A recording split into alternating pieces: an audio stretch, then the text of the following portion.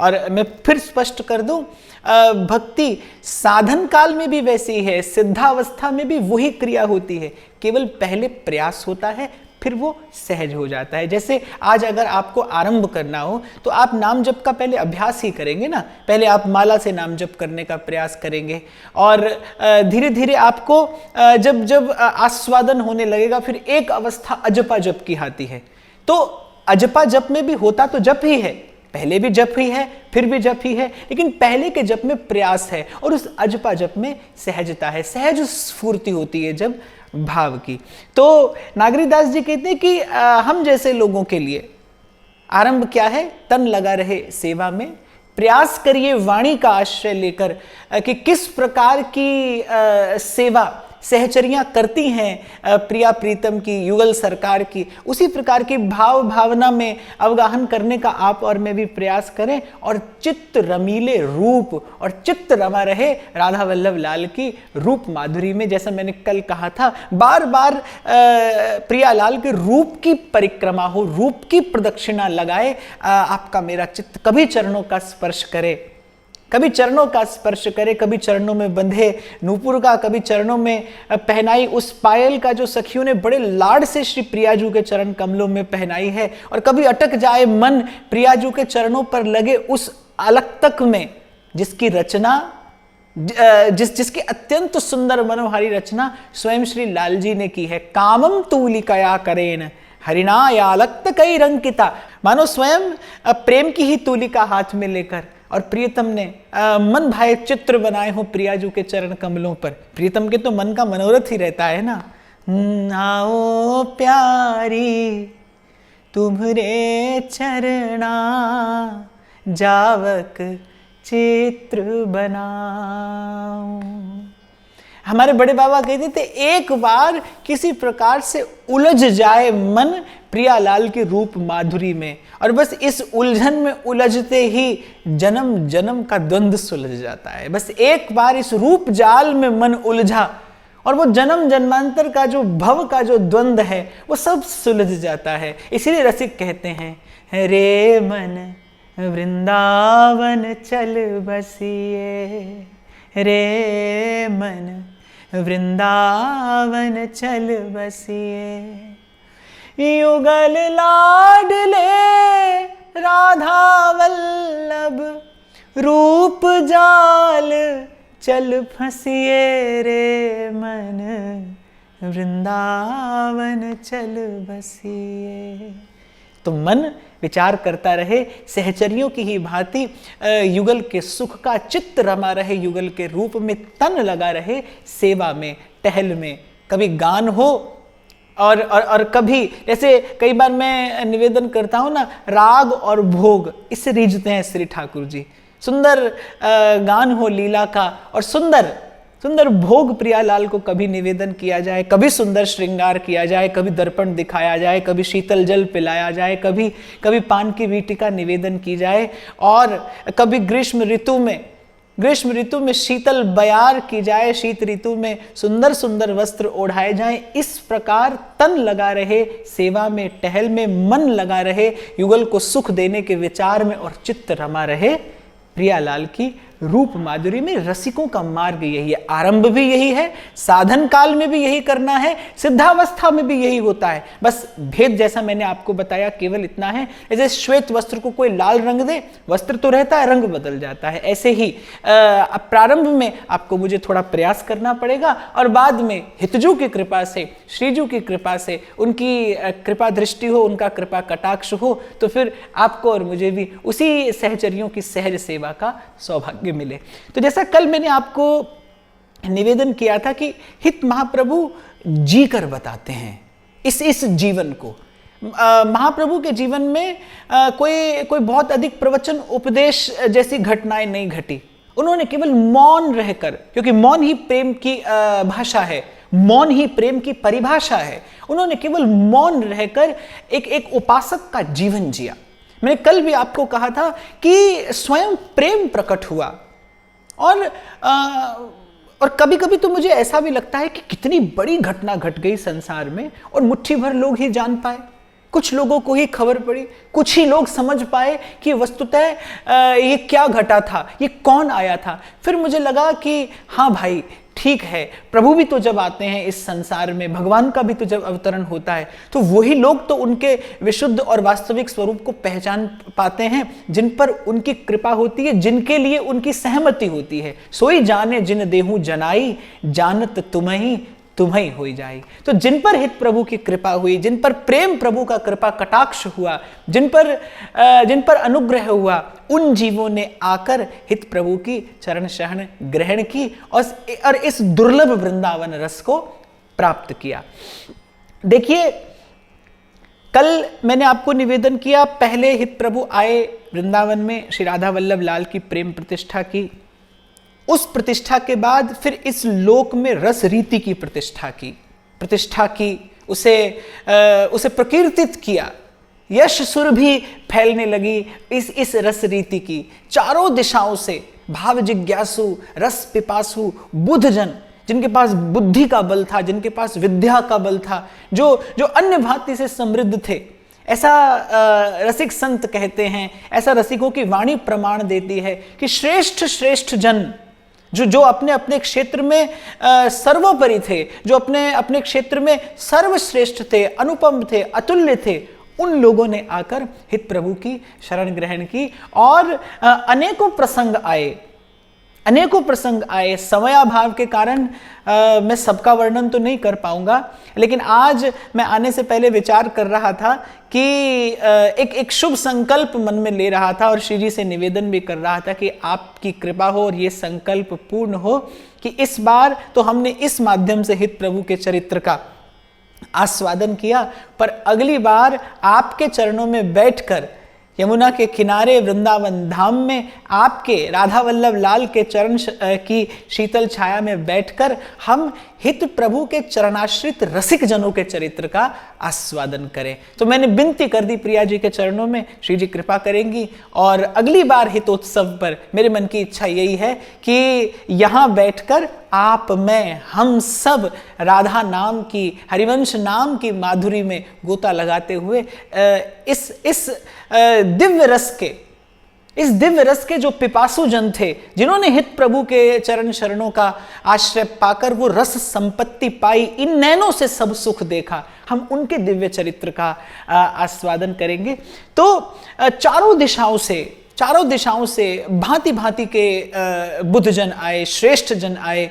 हरिराम व्यास, दिग्विजयी पंडित, अर्थात जिनकी तुलना का, जिनकी समता का कोई दूसरा पंडित इस धराधाम पर नहीं था, जो परास्त कर चुके थे सारे पराक्रमियों को, जिनके पराक्रम का सूर्य उस समय शीर्ष पर था। ऐसे हरिराम व्यास नवलदास जी का संग पाकर वृंदावन आए और केवल महाप्रभु की झलक पाकर व्यास जी के हृदय में एक बड़ा अद्भुत सा परिवर्तन हो गया। और रसिकों की वाणी तो यही कहती है, व्यास जी बहुत कुछ पूछने आए थे, बहुत कुछ जानने आए थे, और अगर मैं सीधे शब्दों में कहूं तो व्यास जी तो शास्त्रार्थ करने आए थे, तभी तो 5 बैलगाड़ी पोथियों की भर के लाए थे हरिराम व्यास जी। व्यास जी तो शास्त्रार्थ करने आए थे। पर मैं कई बार एक छोटा सा भाव निवेदन करता हूं, शिक्षक में और गुरु में क्या फर्क होता है, क्या भेद होता है? जो आप पूछें और आपकी शंका का समाधान कर दे, वो तो शिक्षक है। जिससे आप पूछें और वो आपकी शंका का समाधान करे, वो तो शिक्षक है। पर गुरु जो बिना आपके पूछे आपके मन की सब गुत्थियां सुलझा दे, जो खोल दे भीतर पड़ी जड़ चेतन की ग्रंथि, जिसके सामने कहने की भी आवश्यकता ना पड़े, बिन बोलिया सब किछ जानदा, वो गुरु है। और हित प्रभु तो जगत गुरु हैं, वो तो सबके गुरु हैं। प्रेम सबका गुरु है, प्रेम सबका गुरु है। देखो यहां मैं फिर एक बात कहूंगा जो हो सकता है किसी को पक्षपात पूर्ण लगे। मैं कहता हूं हित निकाल दीजिए किसी संबंध से, किसी भाव से, किसी पूजा पद्धति से, किसी उपासना पद्धति से, क्या रह जाएगा? शेष क्या रह जाएगा? कुछ नहीं। अगर हित को हटा दिया जाए तो फिर तो केवल मृत्यु है, फिर केवल अपवित्रता है, फिर केवल क्लेश है, संताप है। इसी भाव का स्पर्श होने से ही तो किसी भी भाव भावना में, किसी भी वृत्ति में सुंदरता आती है, स्फूर्ति आती है, सुगंध आती है, सुवास आती है, पवित्रता आती है। और फिर महाप्रभु के सन्मुख होते ही तो व्यास जी को पूछने की आवश्यकता भी नहीं पड़ी। कुछ नहीं पूछा व्यास जी ने, कुछ भी नहीं पूछा, कुछ भी नहीं पूछ पाए। इससे पहले कोई प्रश्न मन में उठता, हित महाप्रभु ने भक्ति जन ने तृप्ति प्रदान कर दी अपने मुख से दो बोल कहकर कि जय श्री हित हरिवंश प्रपंच बंच सब काल ब्याल को खायो और यह जिए जान श्याम श्यामा पद कमल संगी सिर नायो। तो हित प्रभु तो सदगुरु हैं, वो तो जगत गुरु हैं, वो तो सबके गुरु हैं। जो चाहे उनकी भाव भावना का आश्रय लेकर अपने इष्ट के प्रति, अपने आराध्य के प्रति अपनी प्रीति को दृढ़ कर सकता है। हरिराम व्यास जी समर्पित हुए, प्रबोधानंद सरस्वती पाद आए, जिनके लिए रसिक अनन्य माल कहती है कि मानो दूसरी सरस्वती ही अवतरित हुई हो। ऐसी विद्या, ऐसी बुद्धि, ऐसा ज्ञान, ऐसी विद्वत्ता वो प्रबोधानंद सरस्वती पाद जब आए वृंदावन तो उन्होंने सब उपासना पद्धतियों का दर्शन किया, फिर चिंतन भी किया। और जैसा मैंने कहा कि भाई अत्यंत मेधावी, अत्यंत प्रज्ञावान महापुरुष, अत्यंत प्रज्ञावान माने सूक्ष्म से सूक्ष्म तत्व का भी जो विश्लेषण कर ले, ऐसी तीव्रतम बुद्धि, ऐसी प्रतिभा उनके पास में। तो जब आए यहाँ ब्रजमंडल में तो रसिक अनन्य मालकार कहते सब ही ठाकुर द्वारे देखे। उन्होंने लगभग सब रीतियों का, सब पद्धतियों का चिंतन किया, दर्शन किया, विश्लेषण किया। कहते लेकिन उनके मन को कहीं ठौर नहीं मिली, अर्थात उनके मन का कहीं समाधान नहीं हुआ। और आपको स्मरण हो तो कल के प्रसंग में मैंने ऐसा कहा था कि ज्ञान के मार्ग पर मन, बुद्धि, चित्त और सूक्ष्म अहम, ये अंतःकरण चतुष्टय है।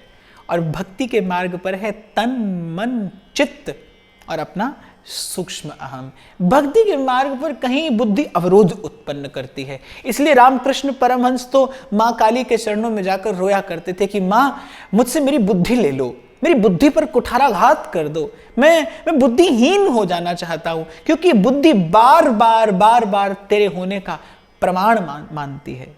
और प्रेम का कोई प्रमाण नहीं होता, प्रेम का तो अनुभव होता है, उसका तो एक एहसास होता है, उसका कोई प्रमाण नहीं है। प्रेम को प्रमाणित नहीं किया जा सकता। प्रमाण है तो बस अपना मन प्रमाण है, अपनी आत्मा प्रमाण है। सेवक जी महाराज कहते हैं श्री हरिवंश प्रमाण मनम। तो प्रबोधानंद सरस्वती पाद अत्यंत बुद्धिमान। अब जब कोई अत्यंत बुद्धिमान होता है तो वो सहज में तर्क किए बिना नहीं रहता, उसे प्रमाण चाहिए। तो प्रबोधानंद सरस्वती पाद का मन कहीं टिका नहीं, उन्हें कहीं समाधान नहीं मिला, उनकी जिज्ञासा कहीं पूर्ण रूपेण शांत नहीं हुई।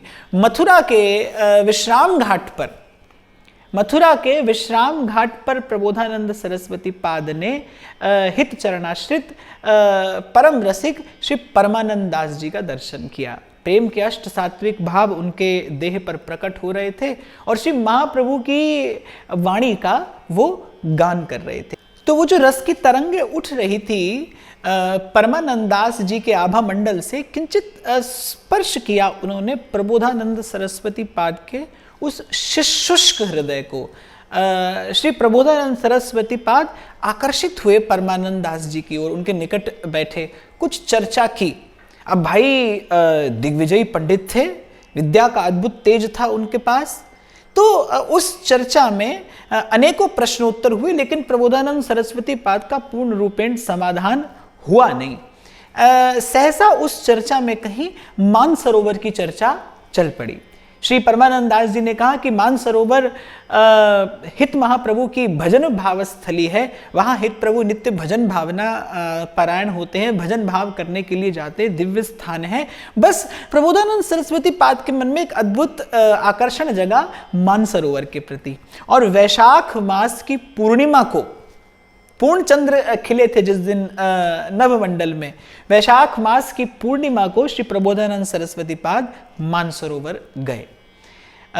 संध्या हुई और जैसे ही रात्रि का प्रथम पहर आरंभ हुआ तो प्रबोधानंद सरस्वती पाद ने देखा कि हिंसक पशुओं का स्वर सुनाई दे रहा है। सर्प, बिच्छू आदि विषैले जीव उन्होंने यत्र तत्र विचरण करते देखे। पर प्रबोधानंद सरस्वती तो ब्रह्मज्ञानी सिद्ध महापुरुष थे, तो निर्भीक थे, डरे नहीं और वहीं आसन जमाकर बैठे रहे। रात्रि का जब द्वितीय पहर आया, प्रियालाल की लीला का समय उपस्थित हुआ, तो लीला शक्ति ने देखा कि कोई बैठा है। श्री ठाकुर जी ने मन में विचार किया कि बिना रसिकों के संग के किसी को भी वस्तु प्राप्त नहीं होती। प्राप्त हो भी जाए तो उसका आस्वादन नहीं किया जा सकता। अब श्री ठाकुर जी ने, कुंज बिहारी ने अपने मन में विचार किया कि अभी यह अनधिकारी है, अभी इसे रसिकों के चरणाश्रय की चरण धूलि में स्नान करने की आवश्यकता है। विना महत पाद रजोभिषेकम, श्रीमद् भागवत कहती है, सत्य तत्व, नित्य तत्व, हित तत्व बिना रसिकों की चरण धूलि मस्तक पर धारण किए मिलता नहीं। तो लीला शक्ति ने अपना कार्य किया। द्वितीय पहर आया, त्रिविध समीर बहने लगी और श्रांत प्रबोधानंद सरस्वती पाद को नींद आ गई। थके थे, नींद आ गई। सोए तो मानसरोवर की उस कुंज में, लेकिन जब प्रातःकाल जगे तो मथुरा की अपनी कुटिया में जगे। प्रबोधानंद सरस्वती पाद ने जान लिया कि परमानंद दास जी जो कह रहे थे वो बिल्कुल सत्य है, सत्य है, सत्य है। क्योंकि मुझे जिसे ब्रह्म की अनुभूति हो गई हो उसे माया मोहित नहीं कर सकती। मेरे जैसे किसी विद्या प्राप्त, ज्ञान प्राप्त महापुरुष के साथ यदि कोई ऐसी घटना घटी है तो ये साधारण घटना नहीं है। प्रबोधानंद सरस्वती पाद दौड़कर परमानंद दास जी के पास गए कि एक बार मुझे ले जाकर हित प्रभु का दर्शन करा दीजिए। पहले हित प्रभु ने प्रबोधानंद सरस्वती पाद से मिलने में कोई बहुत रुचि नहीं दिखाई। हित महाप्रभु के जीवन का एक ये रंग ऐसा है जो आपको शायद अन्यत्र न देखने को मिले, दुर्लभ है। जैसा भक्तमाल कारवी कहते हैं ना, एक काम श्यामा श्याम सो। जैसे उनका जीवन ही बस राधा वल्लभ लाल है। उनका जीवन सर्वस्व उनकी स्वामिनी के चरण कमल हैं, उनकी सेवा है, उनका श्रृंगार है, उनकी लीला का गान है। इसके अतिरिक्त मुझे अगर एकाग्रता का कोई सबसे परिष्कृत उदाहरण देखने को मिलता है तो वो ये हित प्रभु की भावना, ये हित प्रभु की उपासना है।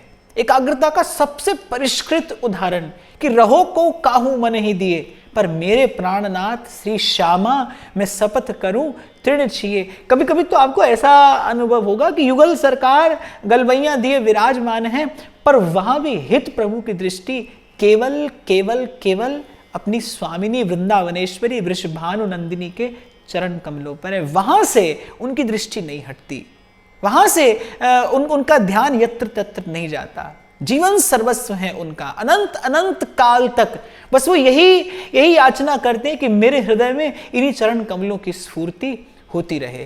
तो महाप्रभु को लगा कि बहुत बड़े सन्यासी हैं, दिग्विजयी पंडित हैं, फिर आएंगे, फिर कुछ प्रश्न करेंगे और मुझे किसी वाद विवाद में नहीं पड़ना। जिसको भीतर से रस मिल गया, श्री हरिवंश नाम रस झिले क्यों सोहे लोगन में मिले। सेवक जी कहते हैं जिसको श्री हरिवंश नाम का रस मिल जाता है उसे फिर किसी से मिलना और बोलना सुहाता नहीं। तो स्वयं हित हरिवंश को कैसे सुहाता, किसी अनावश्यक चर्चा में पड़ जाना। तो पहले महाप्रभु ने श्री प्रबोधानंद सरस्वती पाद से मिलने में कोई रुचि नहीं दिखाई, लेकिन जब बड़ा आग्रह देखा उनका और विनम्र आग्रह जब प्रबोधानंद सरस्वती पाद का श्री महाप्रभु ने देखा तो महाप्रभु ने उनसे मिलने की सम्मति दी।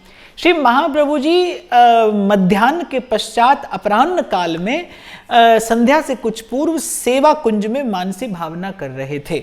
सेवा कुंज में मानसी भावना में प्रिया प्रीतम को लाड़ लड़ा रहे थे। और इससे पूर्व भी मैंने आपको संकेत किया था, सेवा कुंज, मानसरोवर, वंशीवट, हिंडोल स्थल, ये कुछ ऐसी नित्य निकुंज की प्रिया जो के निज महल की लीला स्थलियां जिनको वंशी ने, जिनको हित प्रभु ने, प्रेम प्रभु ने आकर प्रकट किया और आपको और मुझे ये धन प्रदान किया, ये परम धन प्रदान किया।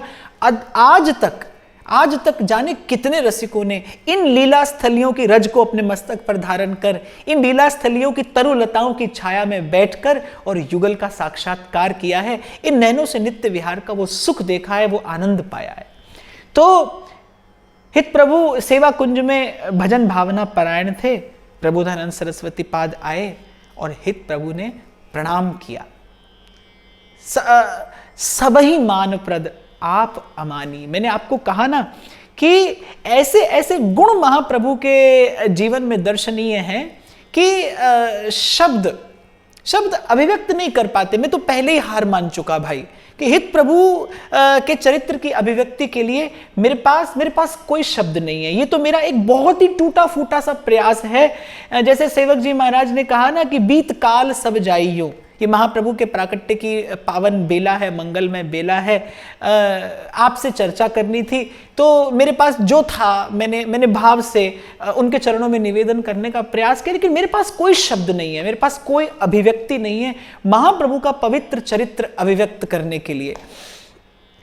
इसीलिए शायद नागरीदास जी कहते हैं, प्रथम श्री सेवक पद शिर नाओ, करहु कृपा श्री दामोदर मोह पे, श्री हरिवंश चरण रति पाओ, गुण गंभीर व्यास नंदन जुके, तुम प्रसाद सुजस रस गाओ, नागरी दास के तुम ही सहायक, रसिक अनन्य नृपति मन भाव, गुण गंभीर व्यास नंदन जू के तुम प्रसाद सुजस रस गाऊं, सोई जाने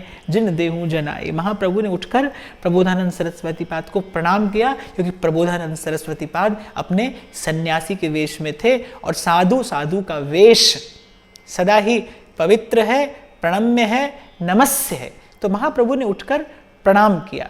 श्री प्रबोधानंद सरस्वती पाद ने कुछ और न कहकर सीधे महाप्रभु के श्री चरणों में साष्टांग दंडवत प्रणाम निवेदन किया। पहले तो महाप्रभु थोड़े संकुचित हुए। कभी कभी भाव से मैं जब निकट जाने का प्रयास करता हूँ अपने श्री महाप्रभु के, तो मुझे एक बालक की सी निश्चलता दिखाई पड़ती है, वहाँ अनुभव में आती है। और प्रेम का ये सर्वोपरि गुण है भोलापन। आज तक आप और मैं और वृंदावन के ब्रज के रसिक गाते हैं ना, वृषभानु की किशोरी सो तो गैयन ते भोरी, प्रीति जान के हूँ थोरी तो है राखेंगी शरण। नागरी सर्व कला संपन्न 64 कला प्रवीण पर तदपि भोरी। तो वैसा ही भोलापन श्री महाप्रभु के उस पवित्र व्यक्तित्व में। तो पहले महाप्रभु थोड़े संकुचित हुए जब एक सन्यासी ने, और सन्यासी भी कैसा, दिग्विजयी पंडित, परम पराक्रमी, विद्या का, ज्ञान का, बुद्धि का अद्भुत बल, अद्भुत वैभव जिसके पास में, जब ऐसे महापुरुष को महाप्रभु ने प्रणाम करते देखा तो महाप्रभु थोड़े संकुचित हुए।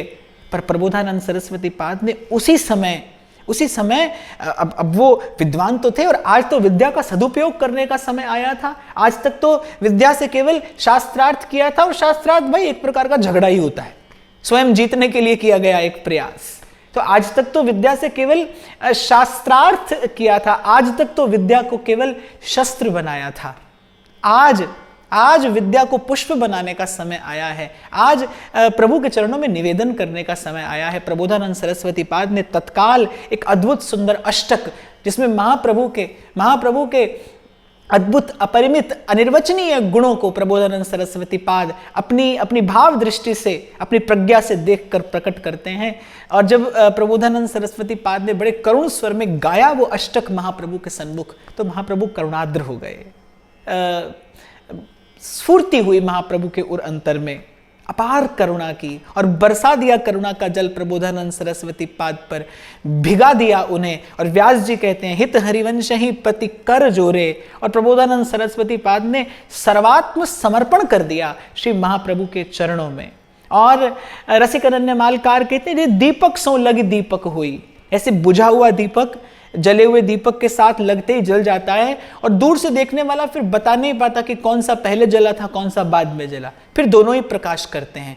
हित महाप्रभु ने करुणा का जल बरसाकर भिगो दिया प्रबोधानंद सरस्वती पाद का रोम रोम। वो जो मरुस्थल सा हृदय था प्रबोधानंद सरस्वती पाद का, खिल गई उसमें बगिया, खिल गए उसमें अनंत अनंत भाव पुष्प, महकने लगा प्रबोधानंद सरस्वती पाद का वो जीवन। और फिर प्रबोधानंद सरस्वती पाद ने जो वृंदावन की महिमा गाई, अद्भुत अद्भुत अद्भुत।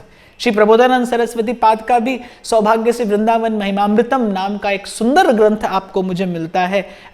रचनाएं तो प्रबोधानंद सरस्वती पाद ने बहुत की, काल के क्रम से कुछ लुप्त हो गई, कुछ आपके मेरे पास में हैं। और हित महाप्रभु की विशुद्ध परिपाटी को विशुद्ध रूप से ग्रहण करने वाले रसिकों में प्रबोधानंद सरस्वती पाद सर्वोपरि हैं।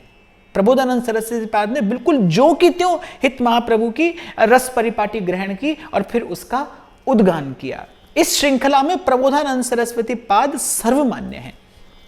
तो इस प्रकार व्यास जी प्रबोधानंद सरस्वती पाद, राजा परमानंद, राजा नरवाहन पर तो आते हित प्रभु ने अपनी कृपा कर ही दी थी। ये कहने का तात्पर्य मेरा ये कि जो अपने अपने क्षेत्र के सर्वोपरि लोग थे, सर्वश्रेष्ठ लोग थे, अद्भुत प्रतिभा संपन्न जो जन थे, वो आकर हित प्रभु के शरणागत हुए। और हित प्रभु का चरित्र ऐसा, हित प्रभु का व्यक्तित्व ऐसा कि जो एक बार उन्हें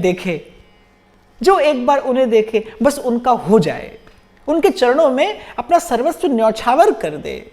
जो एक बार उनके चरणों का चंचरीक हुआ, जो एक बार उनके चरण कमल का भ्रमर हुआ, यद्यपि भ्रमर अत्यंत चंचल होता है, और आज इस पुष्प पे और कल इस पुष्प पे, पर एक बार जो हित प्रभु के चरण कमलों का मधुकर हुआ, एक बार जो हित प्रभु के चरण कमलों का भ्रमर हुआ, वो ऐसा लिपटा उनके चरण कमलों से, ऐसा मकरंद पान करने को मिला उस मन मधुकर को हित प्रभु के चरणों से, कि फिर वो उसके बाद त्रिकाल यही याचना करता रहा, बिसरी हो न बिसारी हो, यही दान मोहे देव। फिर तो उसकी प्रार्थना बस एक ही रही, दीजो वृंदावन वास, निरखूं श्री राधा वल्लभ लाल को, ये जोरी मेरे जीवन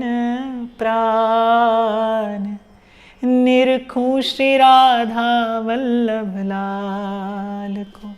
तो जैसा आप और मैं चर्चा कर रहे हैं कि हित महाप्रभु ने आचरण से आचार्यत्व को सार्थक किया और साकार किया। आचार्यत्व को साकार किया हित महाप्रभु ने आचरण से। और ये हित महाप्रभु के चरित्र में अवगाहन करने का प्रयास केवल इसीलिए है कि महाप्रभु के उन दिव्य गुणों को आप और मैं देख पाए भाव नेत्रों से, उन दिव्य गुणों का दर्शन कर पाए, और फिर प्रयास करें कि किंचित एक कण उन गुणों का आपके मेरे जीवन में भी आए। महाप्रभु आज्ञा देते हैं, ताते भैया मेरी सौ कृष्ण गुण संचो, सौगंध दिलाते हैं महाप्रभु अपनी, अरे भैया मानुष को तन पाए भजो ब्रजनाथ को, और दरबी लेके मूढ़ जरावत हाथ को। ऐसा सुंदर अवसर हाथ आया है, बार बार ये सुयोग नहीं बनेगा, ये अवसर मिला है।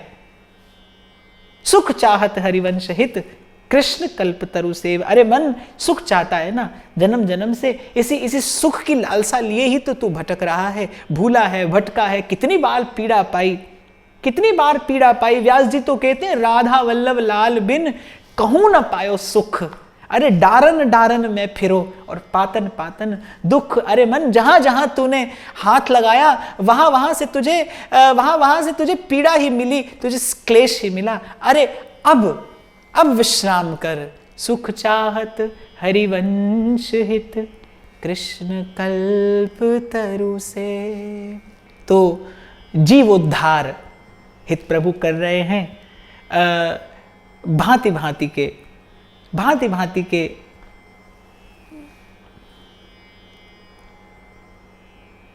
सुख चाहत हरिवंश हित, कृष्ण कल्प तरु सेव।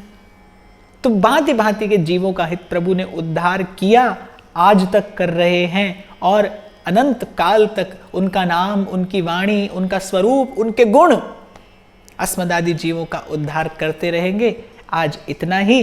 कुछ और भाव पुष्प में लेकर कल प्रस्तुत होऊंगा। तब तक के लिए आप सबके हृदयस्थ हित प्रभु को नमन करते हुए जय जय श्री हरिवंश, प्रणाम।